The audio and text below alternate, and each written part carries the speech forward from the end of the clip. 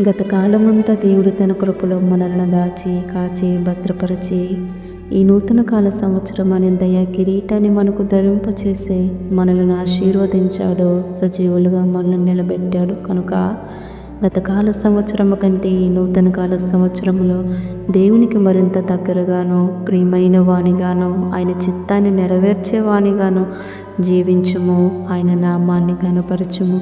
ప్రతి విషయంలోనూ ఆయన కృతజ్ఞత కలిగి జీవించుము. ఎందుకంటే ఆయనకు కృతజ్ఞత కలిగి జీవించటము, ఆయన నామాన్ని కనపరచటము అది ఎంతైనా మనకు క్షేమకరము, ఆశీర్వాదకరము. కనుక ఎల్లప్పుడూ దేవుని యందు కృతజ్ఞత కలిగి జీవించి ఆయన నామాన్ని కనపరచము, ఆయన నామాన్ని హెచ్చించము.